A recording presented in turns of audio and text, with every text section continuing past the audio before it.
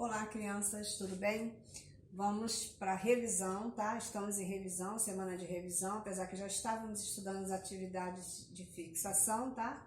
Então, fiz mais um resumo de frações e aqui de polígonos, tá?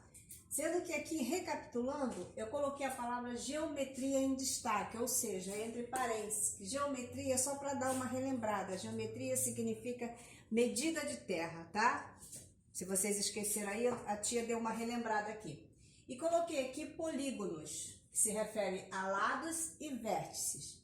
E aqui eu coloquei, só para relembrar, que corpo redondo, ele rola, tá?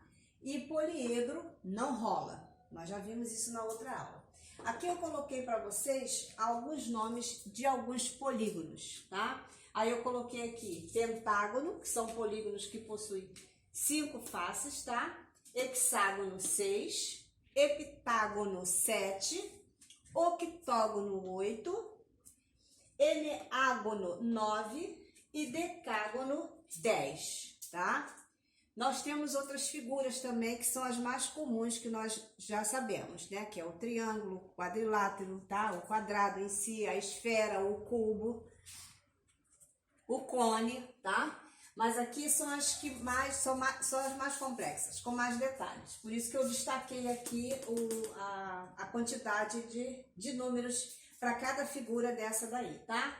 Agora aqui eu coloquei aqui Euclides e coloquei Euler, tá? O que tem a ver o Euclides aqui? O Euclides aqui, que foi um matemático grego, foi ele que descobriu descobriu as figuras, tipo os polígonos, tá? Foi esse matemático aqui grego Euclides. E o Euler foi o que descobriu no ano de 1703 a 1783, ele descobriu nas figuras as vértices, arestas e faces. Por isso que eu coloquei essas letras aqui, tá? Então, acho que deu para vocês dar uma relembrada aí. Muito bem. Agora aqui eu citei algumas frações. Saímos das figuras, saímos dos polígonos e vamos para as frações também para serem recapituladas. Nas frações aqui eu destaquei as próprias, tá? Primeiro, fração, vamos relembrar. O que é fração? Fração é parte de um inteiro. Muito bem. Temos frações próprias, impróprias, frações equivalentes, frações mistas e frações aparentes. Também já estudamos cada uma delas. As frações próprias é aquela em que o numerador, tá, é menor que o denominador, tá? O numerador é menor que o denominador. Então, aqui eu dei 4/3, 6/5, sendo que aqui, eu só vou trocar uns números aqui, eu falei que o numerador é menor, aqui é o numerador, tá? Ele é menor que o denominador. Vou botar o 2 aqui.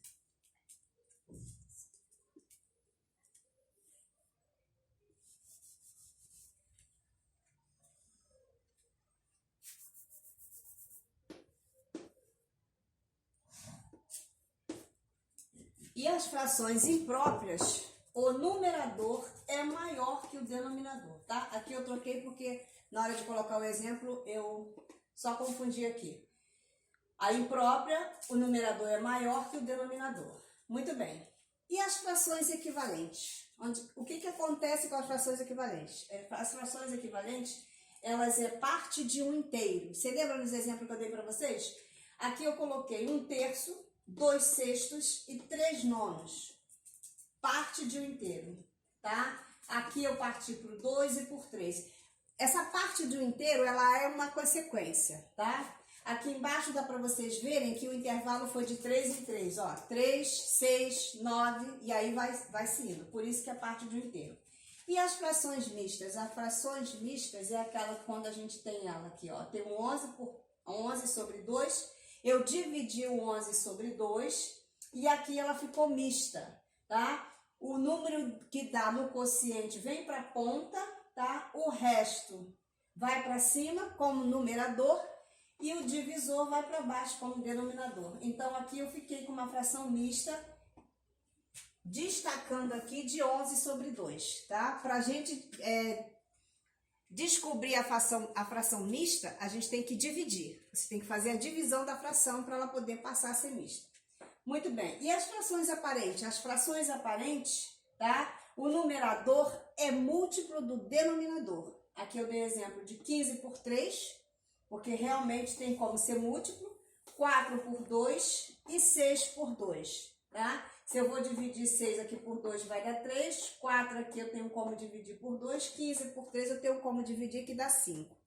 Então, as frações aparentes, o numerador é múltiplo do denominador. Então, aqui na parte de fração, não tem como confundir, tá? As próprias, o numerador é menor que o denominador. A imprópria é o contrário, de cima é maior que o de baixo. A equivalente é parte de um inteiro. Se aqui fosse 2, o próximo número seria 4, 6, 8 e assim sucessivamente, tá? E as frações mistas eu tenho que dividir para poder tirar o quociente, o divisor e o resto da fração. Agora, só um detalhezinho, que vocês podem se deparar com frações já assim, tá? Ou assim, dentro das frações mistas, tá?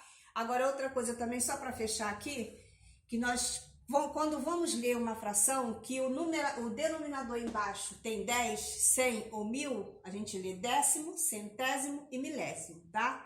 Partiu do 10, saiu do 10, foi para 12, 13, 14, você vai ler o número acrescentando a palavrinha avos, tá? Isso é só para vocês não esquecerem, tá bom, gente? Acho que deu para vocês darem uma relembrada aí, tá? Beijo!